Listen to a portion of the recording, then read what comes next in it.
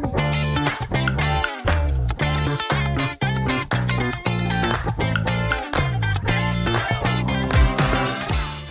everybody, this is Jeremy Tiers from Tutor Collegiate Strategies, and you're about to check out the latest episode of the Mission Admissions Podcast, a show that's designed to help higher ed become better recruiters, communicators, marketers, and managers. Each week, I'll introduce you to an industry leader or difference maker who will share helpful advice, tips, and strategies that will help you grow professionally and personally. Mission Admissions is part of the Enrollify podcast network and is made possible by Gecko, an engagement platform that makes it easy for your team to deliver a better student experience. I'm excited to share my latest candid conversation, so let's get started. Hey everybody, it's Jeremy Tiers, and this is episode 7 of the Mission Admissions podcast. Today I have the pleasure of chatting with someone who is very well known in higher ed admissions and enrollment management circles. The man, the myth, the legend, Eric Hoover is joining me. So welcome to the show, my friend. Thank you for having me, Jeremy. I'm glad to be with you. So for the small percentage of my audience, Eric, that either hasn't read one of your many articles over the year, hasn't bumped into you at a conference, can you give us just a quick little bio of who you are and what you do at the Chronicle? Yes. Okay. So I'm an education nerd, perhaps like some of your listeners today. I am a senior writer for the Chronicle of Higher Education, where for many years I've covered college admissions, enrollment issues, standardized testing, rock and roll, all the good stuff. And more recently, I've kind of refashioned my beat much of the time to delve into college access issues, focusing often on how federal, state, institutional policies affect students, be they young or not so young, in many different ways. So trying to bring the lived experiences of students wending their way through the admissions process and through college, bringing those experiences to life. And yes, I often write about the lived and professional experiences of folks who are brave enough to work, I should say, in college admissions and in the school counseling, college counseling realm. And right before we started recording this, you and I were just, mashing it up a little bit. And you mentioned talking earlier this morning and recently with some students. And I saw your article this morning, right, with the undocumented student and just, her college search. You use the word fear, which is something that I talk about a ton when I do training workshops with admissions and enrollment professionals, because I feel like every single student, every time we do a survey, Eric tells us there's all kinds of things, whether they're 16, 46, first gen, come from a college educated family, there's all kinds of things they're scared, worried, or nervous about. So I'm just curious, what have you heard over the last 6 months, a year, you can go back even farther if you want, just on that topic in terms of a lot of the people you've spoken with? I've often been struck by this same note that I hear in students' voices that they talk about. Yeah, it's fear. It's a big thing. So many students I've been speaking with just in the last few days, that includes students who are about to start their senior year of high school and throw themselves into the admissions maelstrom, as well as students who are just about to go off to college or maybe just go across town to college, depending on their situation. If there's a common thread in the concerns and fears that they have shared with me, it's this feeling that they've missed something, right? That they've already missed something, that they're heading into the admissions process, and that they have this nagging feeling that they've forgotten to do something along the way, or that it's already too late to present themselves in a particular way in their applications to colleges that will put them in the best light, that will impress these mysterious admissions officers who will be evaluating them.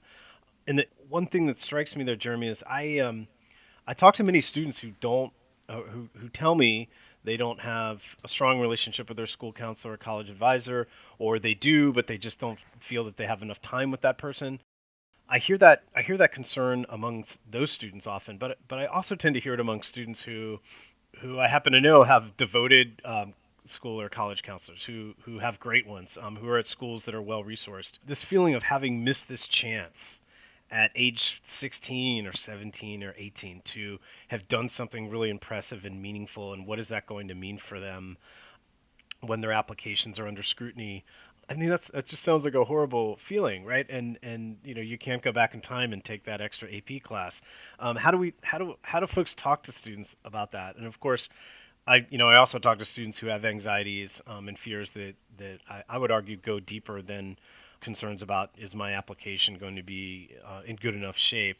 Students who really got off track, students who got off track in their A through G courses in California, and they're about to become seniors. What do they do now? They can't go back in time. Students who already know that they just are going to have a real long shot ahead of them if they're going to find affordable college options. And what adults do students have to turn to? Are those adults helpful?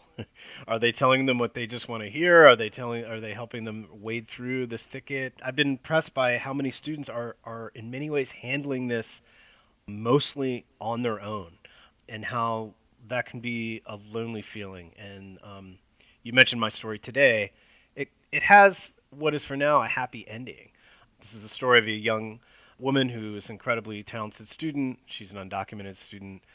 She applied to about 2 dozen colleges and just didn't have any affordable options or anywhere close to affordable options, given what was available to her, and the constraints she has on borrowing money or getting federal grants and aid.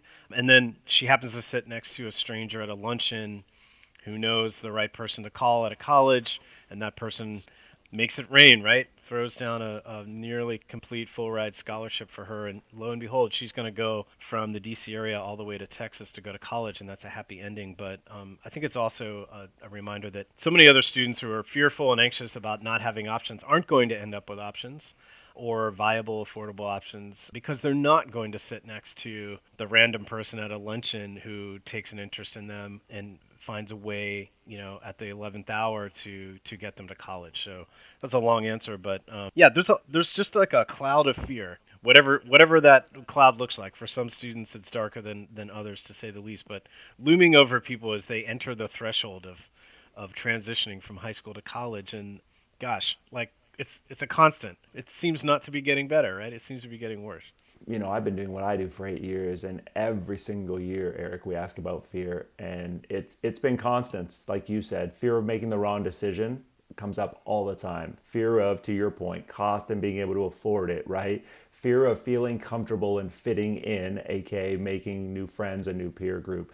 Those are just some of the top ones. And the other one that you kind of hit on that we've really seen students say, I'm feeling this more than ever the last couple of years. And I don't think it's just because of COVID, but this fear of, I am not socially and emotionally prepared for college.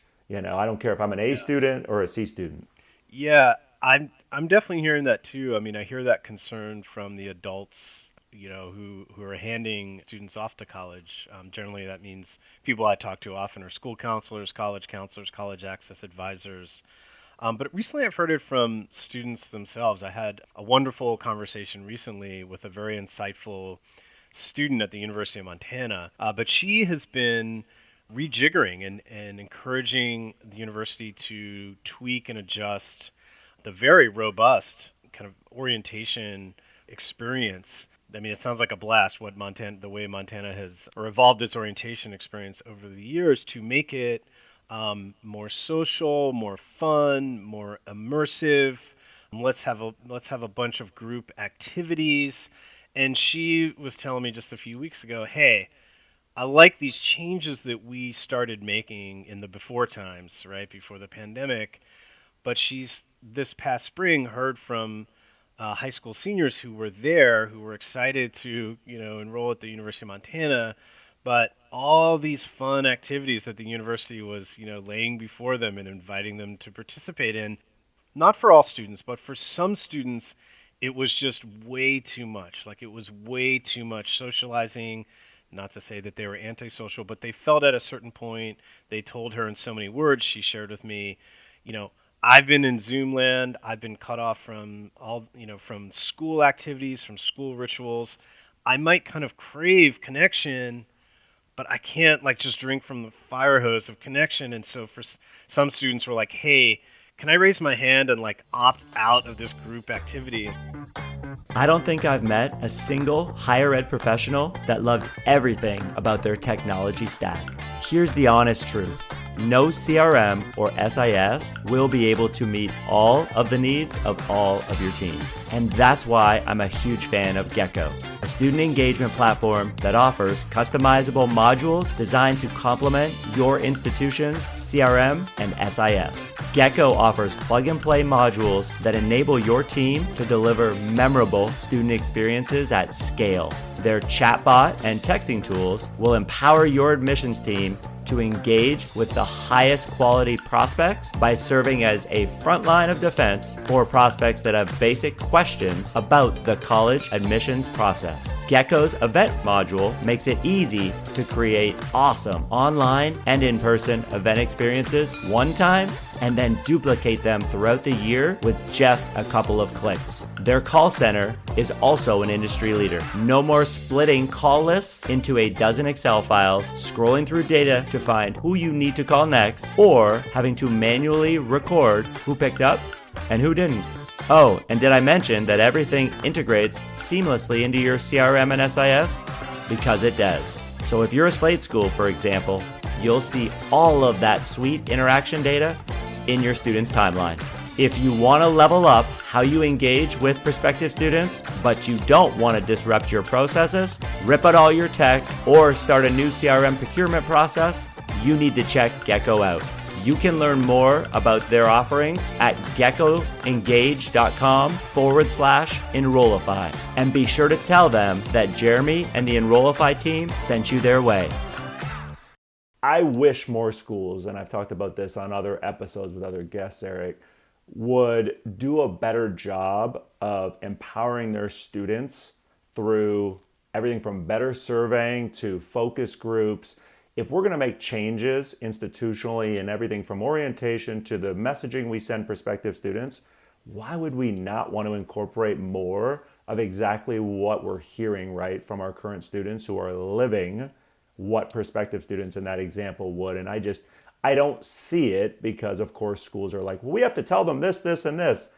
But what if they don't care about that, right? To your point, or what if they're not comfortable doing all these activities that you're like, but we want them to do all these things. Yeah, but if they don't want to do them all, that's okay. And so, if you're listening to this, I just encourage you, spend some time with your students whenever you get time in terms of freshmen, sophomores, juniors, seniors. Ask them about their student experience if you work on the college side, and just advice that they would give you if they're willing to share it, knowing that, there's no repercussions if they share some things that they're not happy with or some things that, well, if it was up to them, they'd change. Because I really think that's where, if we're going to have a more student-focused college experience, we have to go. What else has got your attention lately? I mean, where else have you been focusing your time? I've been spending a lot of time, Jeremy, just thinking about the lack of help, the lack of guidance and assistance that's part of so many students' admissions experience, right? Applying to college on their own, not knowing what they don't know. How do we make that process easier? And I know that's a totally loaded question, so take it any which way you want. But what are some things that, even if it's 5%, Eric, could make it better and easier for these students? Well, this is outside my higher ed bailiwick, but the investment in school counselors and training of school counselors, the budgeting for and decisions about which college access groups to hire to support a school, that's kind of the Wild West. That might not seem immediately like the problem of particularly a selective college, right? I mean, that's something that's happening like over here, and we're over here like talking about how great we are and how many applications we get. But is there what is higher ed? A question that fascinates me. I don't know the answer, but I think it's an important question. Generally, what is higher education's stake in the gulf, the kind of guidance gap, as it's long been called? You're not supposed to use the term guidance counselor anymore. They're school counselors, but whatever their title is, right? School counselors, college access advisors. So many of these people are doing great work. They're often overwhelmed by the sheer number of students they have to serve and the time in which they have to serve them and other duties that are on their plate. Is that higher ed's problem? I would say yes. Is it higher ed's problem to help solve? I think many smart, dedicated people who know what so many students are up against. And I don't just mean low income and first generation students. Students from all backgrounds are up against so many things, and then they have to apply to college on top of that and hopefully make good decisions about their future that lead them to affordable options and a path to the next thing, the career, the job, whatever, that makes sense for them. It takes a lot of time. That's time intensive work. Right here in DC, I know several college counselors who work at a variety of different colleges or schools who have basically, when I've asked, made a list of the local institutions, four-year institutions in DC. And they've drawn a line, basically, so to speak, in separating those that really seem to have a meaningful commitment to helping students in the District of Columbia, where I live, like just figure out the basics of applying to college and what affordability looks like and how you go about figuring out how you're going to pay for college. Some institutions in the city, I've heard from a handful of counselors, are showing a stronger commitment to that than they did a few years ago or 10 years ago. And other colleges that these counselors and these schools have engaged to do that work have just been like, nah, or, oh, we'll send a rep over to do like a presentation. Bye. I'm interested in that distinction, right? Now, I know anyone who leads an admissions office is going to say right here, that's great, Eric. That's an important question you're raising. Hopefully, they say that. But where am I going to find the time to send my always crunch staff to serve as like a college counselor for students? And that's a concern, right? Admissions offices all over the country are stretched so thin, and it's increasingly harder for them to do their actual jobs. But I do wonder about partnerships among colleges, schools, school systems, community organizations that can begin to build.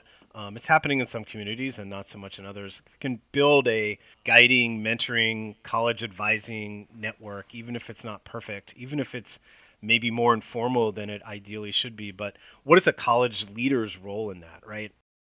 In their own backyard, I would say that that's not something colleges might think they have to do. I think it's something that they should feel moved to do to acknowledge the fact that so many students who could thrive in college just don't even know where to start. And no matter what college you work at, there are plenty of students who fit that description within a few miles of you. So that's not something maybe I write about all the time, but it's something that has been on my mind lately, Jeremy. Well, and you hit on a couple words there that I'll expand on because I think you bring up really important points there, Eric. Community, right? Well, how do you build community? How do any of us build community? Well, we build relationships, right? We build trust and rapport with other people. Well, what's one way you can do that if you're listening, right, on the college admissions and enrollment side?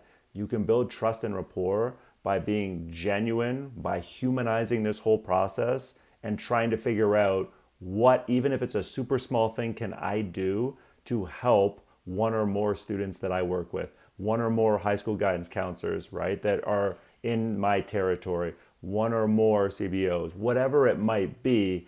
And what I find honestly happens, Eric, is there's not enough time invested in figuring out, all right, how do I actually build a relationship that's going to last longer than one conversation because I only focus on that person when that person reaches out to me or when I need something from that person, right? And that at its core, in my opinion, is part of the problem.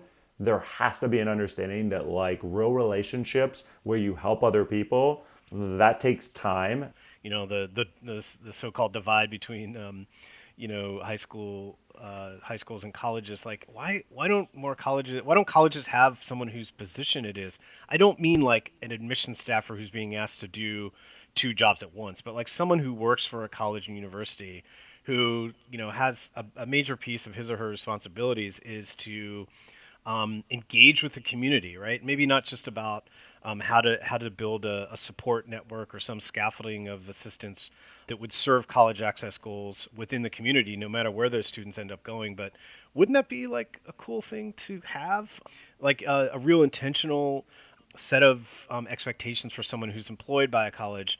I know colleges have plenty of people who do community relations work broadly, but that maybe in the future some of these folks have roles that put them out in front of schools. I'm always blown away by how many students I've talked to over the years, and here I'm talking about lower income first gen students who have not been to the college that's within a mile or three or whatever from where they live, or to any college. And just putting a bunch of students on campus for a day and giving them some sandwiches isn't necessarily going to change anything. It's not going to solve their challenges or make the admissions process suddenly clear and not something to fear. But that always strikes me as an issue. And I wonder, like, how do colleges think about that in a universe where more and more students graduating from high schools, as we know, are simply just as a fact in many parts of the country, fewer and fewer of them are going to be white, affluentish students who have long been the bread and butter of so many institutions. You've mentioned relationships and relationship building a few times, and I know that's a core part of your message, and you're communicating with institutions about how they can better connect with, engage with, and maintain engagement with prospective students. And that's a huge part of my work. And it sounds corny. I've actually written a story about it for the Chronicle about, there are many things. If I'm doing my job well on a random day, there are many things that hopefully go into that. But a lot of it's based on building relationships. This is true of any reporter, building and maintaining relationships, with people that you're reporting on. Not always easy, but it's essential. And I think you can still be pardon my French, a badass hardcore reporter who serves the public, who serves readers, who serves the truth. But you can do that while also being fair and humane to the humans that you're constantly depending on to give you time, to give you their thoughts, to sit with you for interviews, to let you observe their lives. Like a lot of journalism is not really that mysterious, I don't think, or difficult once you're doing it. But and, a lot of it just comes down to trying to build relationships of a certain kind. It's different than building like a friendship, but maybe some elements are similar. And I've thought about that more and more. It's not something I used to think about in journalism. Hey, all, Zach here from Enrollify. If you like this podcast, chances are you'll like other Enrollify shows too. Our podcast network is growing by the month, and we've got a plethora of marketing, admissions, and higher ed technology shows that are jam-packed with stories, ideas, and frameworks that are all designed to empower you to become a better higher ed professional. Our shows feature a selection of the industry's best as your hosts. Learn from Mickey Baines, Jeremy Tears, Jaime Hunt, Corynn Myers, Jaime Gleason, and many, many more. You can learn more about the Enrollify Podcast Network at podcasts.enrollify.org. Our shows help higher ed marketers and admissions professionals find their next big idea. Find yours at podcasts.enrollify.org. What are your thoughts on this whole idea of the Great Resignation in higher education? Yeah, well, I mean, several of my Chronicle colleagues have done some great reporting about the resignations across basically all kinds of divisions within higher ed, admissions directors and deans, enrollment VPs on one side of the desk, and then college counselors on the other side, saying that in the last, 12 to 18 months, they've just seen unprecedented turnover. I'll be honest with you, Jeremy, the first 5 or 6 times I heard about this over the last year, just in conversation, where people would, in a couple cases, text me like, "Hey, such and such a college just like lost 6 admissions officers like in 1 week or whatever." I was just programmed to be skeptical because it's kind of like these things you hear over and over again. Like for many years, whatever the year it was, going back in time, this spring was going to be the worst year for waitlist ever until next spring. And I feel like there's never been a cycle where I haven't been hearing from a handful of people about all the turnover they're seeing in admissions and how worried they are, and wondering about the implications long term for the profession that they care about. But this year, I guess this year, or roughly in the last year or so, I do think that it does seem like this is more than the usual amount of turnover, at least on many campuses. I think about all the directors and deans I've spoken with in recent years who feel like they're having trouble staying connected with their staffs. I mean, again, sometimes they're blaming themselves, but they have too many things to do, too many meetings throughout the week. No, maybe they never did as much professional development or one-on-one or small group work with younger, less experienced staffers, that maybe they never did as much of that as they wish they could do. But in the last couple of years, they've done even less of it, and that's frustrating, not just to the perhaps the younger folks who really want that mentoring, who want that knowledge. But it's frustrating to people who are in middle and upper levels of admissions. They feel like their teams aren't as effective. They feel like they're not as effective, and the turnover is going to happen when folks feel frustrated. I've talked to a number of admissions officers who left after just a year or three in the last several months, and they just felt like, yes, they've been disconnected like we all have in so many ways, but they felt like they were just not seeing the big picture. No one was helping them see the bigger picture, as one of them put it, in their work. It was just task after task, hour to hour. What does this add up to? And people, I don't know what the answer is, but people have asked, these jobs have become so demanding, and we're asking so much more, particularly younger admissions officers. Does it weed out people we really want to stay in this field and become leaders and strong professionals? And is it going to leave in people who maybe aren't the best suited for this work in the most meaningful way? I don't know. I mean, I the only other thing I'll add is that recently I've talked to two admissions deans who are telling me about how they know each other, so they shared this strategy and approach. They went to their bosses and said, look, in this cycle coming up, it's going to be really hard.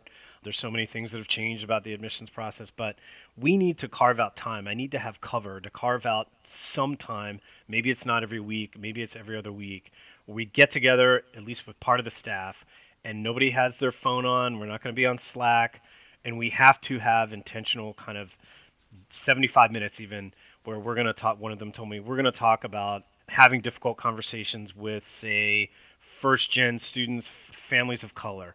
We're going to have We're going to have serious, intensive talks and discussions and share about how do we feel about looking at an application that doesn't have a test score. What are our biases? I know there's a lot of work on that front that's happening, but to try to reclaim some of that time. I know it's easier said than done, but I was struck by a couple of admissions professionals telling me that they feel like they need to build time into their work week and have a commitment to not have that time taken away to reach out to and engage with their younger staff, because it's a good thing to do, and because they're tired of every year having to replace a bunch of people and start all over again, start from scratch. And several people have mentioned to me that because of the disruption of COVID, that has knocked the higher ed world upside down and changed so many of the processes and rituals that we've come to know and love or hate, right, within the admission cycle. Many people who are just coming on board in their first or second year haven't had some of the experiences dealing with students and families, working their way through a quote-unquote normal cycle like they would have in the before times. And how do you replace those 2 years of being virtual and not maybe interacting, engaging with students in the same way? I think that's a real challenge that colleges are wrestling with. How do you preserve and instill humanity in a process that really just got turned upside down over the last 2.5 years? Well, you said, I think, part of what the solution is, right, which is intentional ongoing training. This is not a once a year thing that we do. This is not a here's everything you need to know about the school you just started working for, right? Or here's what this department changed over the summer, this department. All of that's important. But to your point, how do we go back to the basics of just communication and helping these different groups of students and populations that we're ultimately trying to serve at our institution? Not enough of that. I'll go back again to the exact same word you used the second time. Intentionally is happening, and it needs to be. How confused are high school students, in your opinion, and college counselors with test optional? Because everybody I talk to, test optional, test blind, whatever we want to call it, I'll tell you, some tell me, Eric, they think it's made this process worse. Some are like, we like at the end of the day, the concept makes sense, but it's not going the way we want it to go. And I'm just wondering, what are you hearing and seeing when it comes to test optional? Yeah. Again, I'm always going back to this cliche, or I tell myself this, especially when I'm sometimes sitting down with, getting on a Zoom with, or chatting on the phone with a young person. Every student is different, or at least a little different than the one that you recruited last time or interviewed last time. And so I do hear different things. I don't just hear the same thing from most students. But a couple of prominent themes. One, yes, you're absolutely right.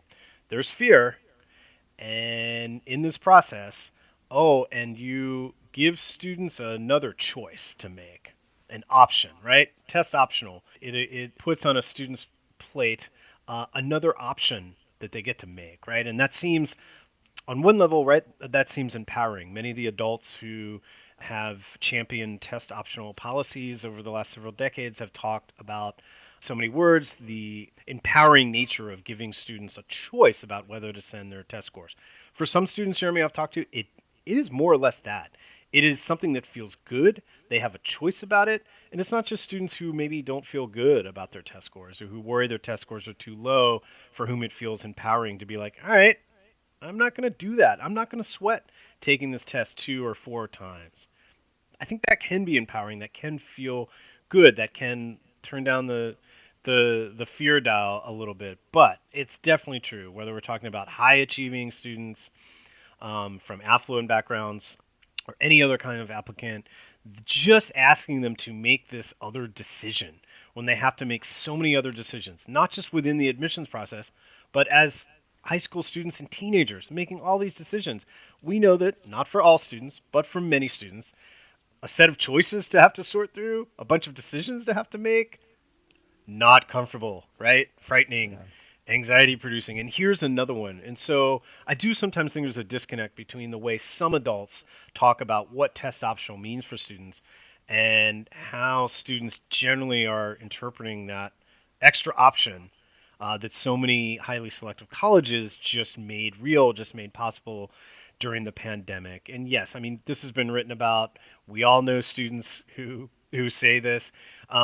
There are many students who simply don't buy it. Okay, it's test optional, but it's not really optional, right? I mean, that's a ubiquitous quote you're going to hear in the hallway of any high school a million times. But just because we've heard it a million times doesn't mean it isn't real or we should just stop listening to it. And certainly many knowledgeable, savvy, well-connected counselors are saying, at least with these colleges on your list, unless your score is way off, test optional though this college might be, we're going to encourage you to send that score. And so, yeah, in those moments, Jeremy, I'm like, man, I'm glad I'm 47 and not 17, 18, having to sift through that, because you can look a student in the eye and say, really, you will not be dinged, you will not be penalized in this process if you don't send that score.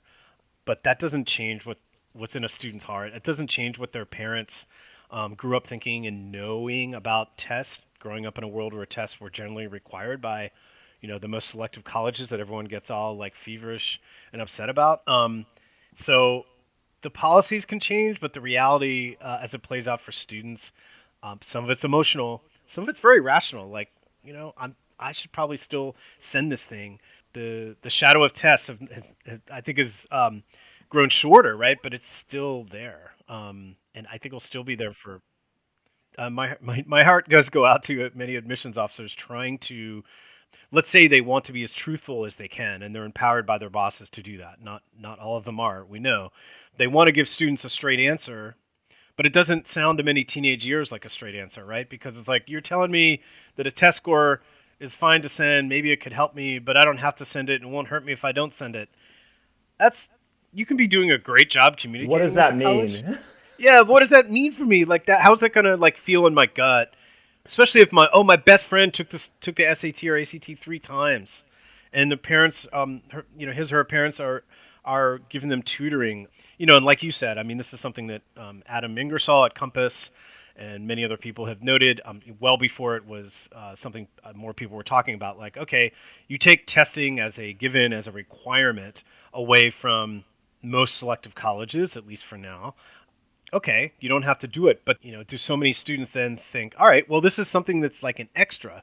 It's like an extra curricular I have, or another perhaps glowing thing that I kind of feel proud of, that I want to add to my list of things I didn't have to tell you, or I didn't have to show you, right? I had to send you a high school transcript.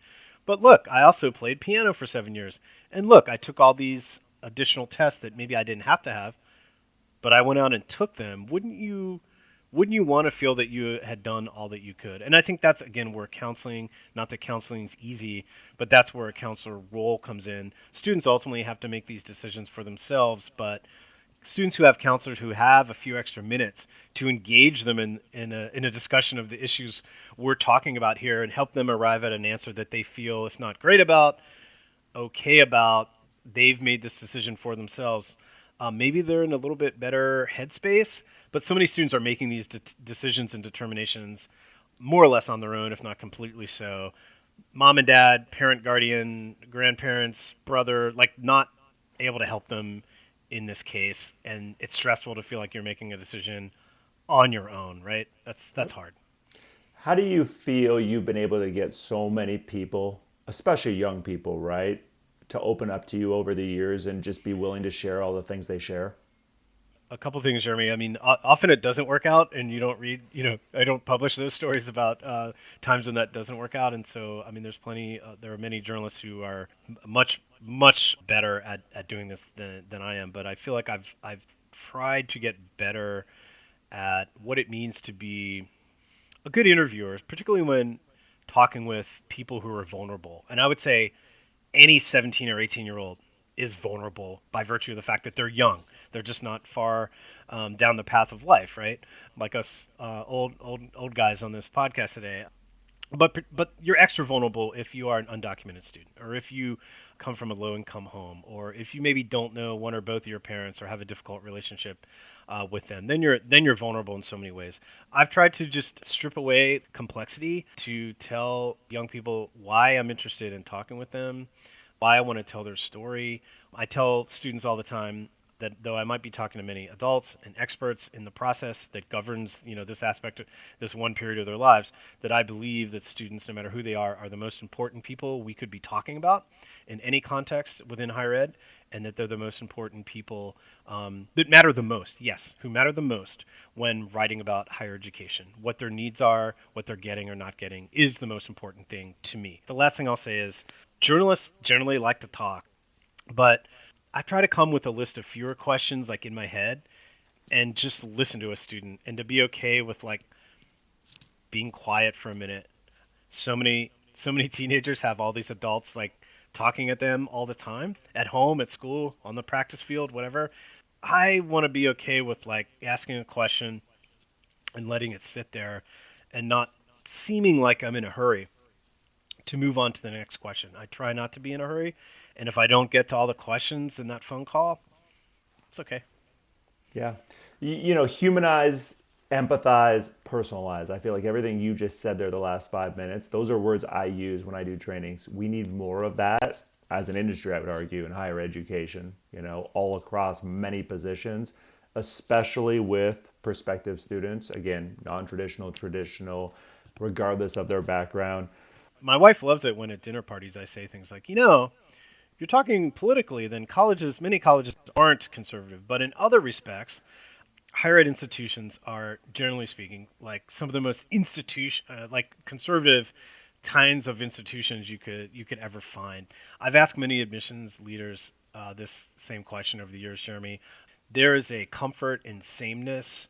I think sometimes it maybe relates to the high levels of collegiality or pseudo collegiality that we find in higher ed. Like, we're not competitors. Of course, they're competitors, but we are competitors of a certain flavor, and we're not cutthroat. We're not Ford and Chevy. What happens if we innovate and it falls flat? What happens if we stop requiring the essay or add an essay? I've heard concerns about doing both over many years. Will we diminish ourselves in the eyes of students and parents? I mean, some of it is, again, comes back to the word of the day here, fear, right? There's a fear of change and innovation, even when leaders think it's good, because it's the unknown. I think also the structure of so many higher ed institutions, whether they're big state systems or even some small colleges, the governance structure often works against change because you might have this large number proportionally of people who want to change the thing or make this tweak, but a small number of people can say no, and then months or years might pass before that question is actually taken up. So I think the very structure of so many higher ed institutions works against innovations because the structure is so elaborate, because there's probably too much bureaucracy in many cases, and it doesn't take many people who are angry, upset, or terrified of doing something differently to like just put the to just ice the whole plan that maybe 90% of the institutional leadership begins with. I also think you have an incentive structure for so many higher ed leaders to not change, right? To just keep doing the same thing, so that I can get my promotion. In the case of so many presidents, move on to the next place. That's a generalization for sure, but the incentive might not really be built to reward you for totally transforming the way a college does something. It's an often frustrating thing, I think, for many people who work in higher ed who bring an innovative spirit to their role to feel like they're in a very conservative. They're surrounded by, again, not politically conservative, but just work in a conservative environment that I think often pays way too much homage to the weight of history. I talked to a admissions dean who said that 27 people, literally he counted, had to sign off on a decision to add about 3 sentences to the college's admission application for this upcoming cycle. That made him less inclined to propose a somewhat bolder change that he wanted to enact this year. That's stifling, right? Ugh. Well, and it's sad in a lot of cases, honestly, but it is true. And I love that we talk so much about fear today. I think we could talk about a lot of different topics that we didn't even get a chance to talk about today. That ultimately, at its core, right, has some level of fear, right, as the culprit. What I've been doing, Eric, is I've been ending every episode I do with two things. The first is a signature question that I've asked every guest. And so what I'd like you to tell us is give us an important piece of advice that somebody's given you at some point in your life that's really stuck. At my first job, a local paper in Charlottesville, Virginia, I got to work briefly with a talented editor who knew that I was young and inexperienced and really didn't know what I was doing. And she told me something really emphatically, which was, don't be afraid of what you don't know. And again, to some really brilliant people, really bold, brave souls, that might sound like ridiculously trite. But I really needed to hear it because I had a lot to learn, and I was afraid of things I didn't know how to do, didn't know how to do yet, or just hadn't had experience doing, like an in-depth, sustained interview, or like putting a hard question to the mayor, or writing a 3,000-word story and having it be well structured. I was afraid of those things I didn't know how to do, and I think I was holding myself back from admitting that I didn't know something or seeking help. Right? I think so many students graduate from college, at least certain kind of student. They've succeeded academically. They've been stamped with the seal of approval from, say, a highly selective college. They've been told how smart they are and how great they are and how talented they are, and then they're in their first job. And there are going to be things you don't know how to do, but it might be really scary because you've been told that you're just great, to ask for help and to humble yourself and be like, hey, I want to do this thing better and I don't know how to do it. Can you help me? So many students, that's a hard, for whatever reason, that's a very difficult, scary question to ask. So when I get stuck, right, sometimes I sweat because I'm like, I don't know how to do this story.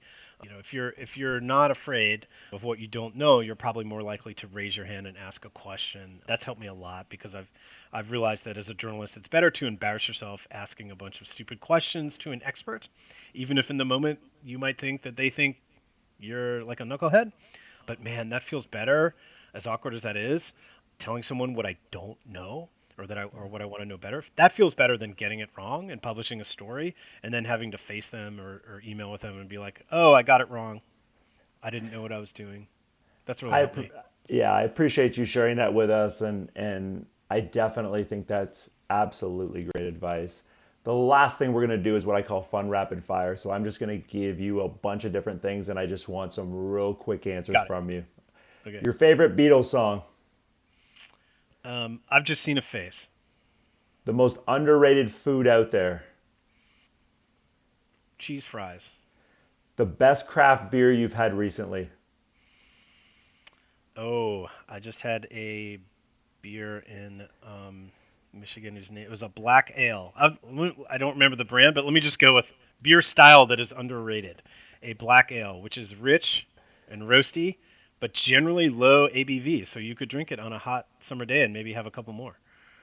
Who's going to have a better season, Virginia's football team or their men's basketball team this year? Men's basketball for sure.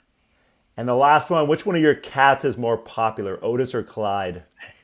Otis seems to have a stronger and more passionate Twitter following, but that's also a case of user error because I have put him in front of the Twitter camera far more often than his little brother, who's a little more shy. So we might have to change that in the 22-23 admission cycle. Thank you for being on, Eric, and just sharing so much with us. If people want to connect or follow you on social media, where's the best place to go? Well, there's my old-fashioned email, eric.hoover@chronicle.com, and my Twitter handle is Eric Hoove, that's ERICHOOV. Awesome. I look forward to running into you at NACAC, I'm sure, this year and the next time we catch up. Thanks again for being on, Eric. Thank you so much, Jeremy. I enjoyed it. Hey, all, Zach here from Enrollify. I hope you enjoyed this episode of Mission Admissions with Jeremy Tiers. If you like this episode, do us a huge favor and hit that follow and subscribe button below. Furthermore, if you've got just 2 minutes to spare, we would greatly appreciate you leaving a rating and a review of this show on Apple Podcasts. Our podcast network is growing by the month, and we've got a plethora of marketing, admissions, and higher ed technology shows that are jam-packed with stories, ideas, and frameworks that are all designed to empower you to become a better higher ed professional. But Enrollify is far more than just a podcast network. Enrollify is where higher ed comes to learn new marketing skills, discover new products and services, and find their next job. We're a growing learning community of 4,000 members, and we'd love to welcome you into the fold. You can access our free blog articles, newsletters, e-courses, and more, or purchase our master course on how to market a university with Terry Flannery at enrollify.org. We look forward to meeting you soon and welcoming you into the community. Again, you can subscribe for free at enrollify.org.